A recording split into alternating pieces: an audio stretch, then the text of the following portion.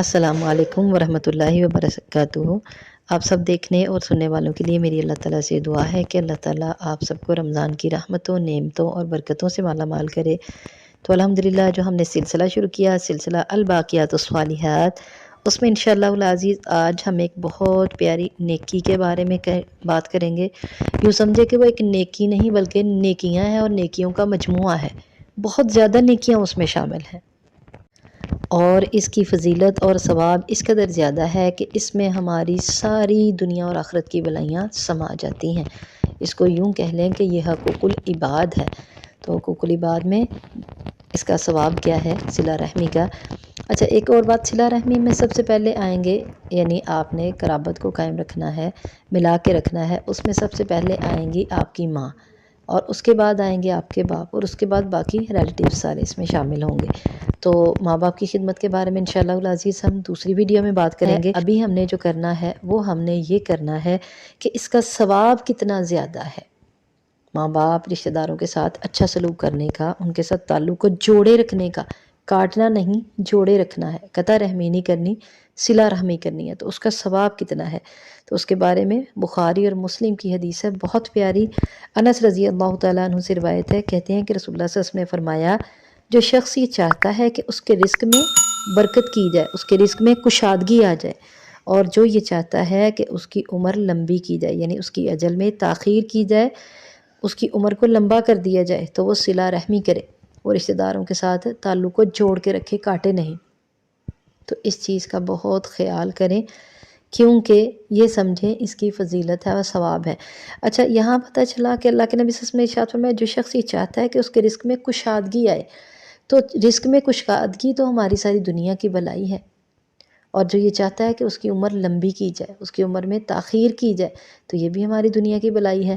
اور اس میں اخروی بھلائی ہماری کیا ہے؟ اس میں اخروی بھلائی ہماری یہ ہے کہ اللہ تعالیٰ خوش ہو جائیں گے۔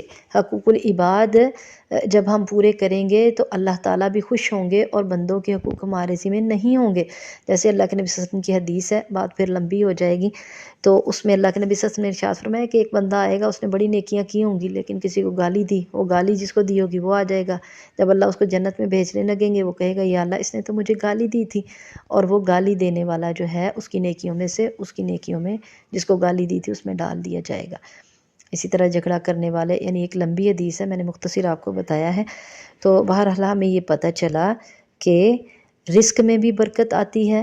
تو دوسری بات کیا ہے کہ صلہ رحمی میں یہ بھی بات شامل ہے، رزق میں برکت اس طرح بھی آئے گی کہ آپ کے گھر کوئی ریلیٹیوز آ گئے تو ان کو مہمان نوازی دل کھول کے ان کی کریں، تاکہ اللہ آپ کے رزق میں برکت دے۔ اور پھر ہر کوئی اپنی رزق لے کے آتا ہے، اللہ تعالیٰ نے ان کی قسمت میں جو لکھا ہے وہی انہوں نے ادھر کھا کے جانا ہے آپ کے گھر میں، تو دل کھول کے، دل بڑا کر کے ان کو جو ہے نا وہ ان کی مہمان نوازی اپنی ہمت، طاقت اور اپنے اسٹیٹس کے مطابق کریں۔ دوسری ہے اس کی عمر میں تاخیر، اس کی اجل میں اس کی عمر لمبی کر دی جائے گی، ہر کوئی اس کو دعا دے گا جب وہ صلہ رحمی کرے گا، تو ہر کوئی کہے گا، اچھا بچہ، اللہ تجھے خوش رکھے، اللہ تیری عمر لمبی کرے۔ ایسے ہی ہوتا ہے نا جب ہم کسی کے ساتھ اچھا سلوک کرتے ہیں، صلہ رحمی کرتے ہیں، تعلقات کو جوڑے رکھتے ہیں اور بھلائیاں کرتے ہیں سب کے ساتھ، تو آگے سے لمبی عمر کی دعائیں ملتی ہیں۔ تو یہ اس کی فضیلت بھی ہے اور یہ اس کا ثواب بھی ہے، اور میرے خیال کے مطابق جو ہے نا اس میں ہماری تمام دنیا آخرت کی بھلائیاں سما جاتی ہیں۔ تو اس نیکی کو ہم بہت چھوٹا سمجھتے ہیں، ہم کہتے ہیں اس نے مجھے نہیں بلایا، میں اس کو کیوں بلاؤں، اس نے شادی پہ نہیں مجھے بلایا، میں اس کو کیوں بلاؤں، وہ فوت ہو گیا، میں اس کو دیکھنے کیوں جاؤں۔ اور اس طرح جو ہے نا ہم اس کو انا اپنی سامنے رکھ کے، انا پرستی میں اپنے آپ میں ہم جو تکبر کرتے ہیں اس کی وجہ سے ہم صلہ رحمی نہیں کرتے بلکہ ہم قطع رحمی کرتے۔ یہ حدیث سے ہمیں پتہ چل رہا ہے نا کہ ہماری دنیا اور آخرت کی ساری بھلائیاں اس کے اندر ہیں۔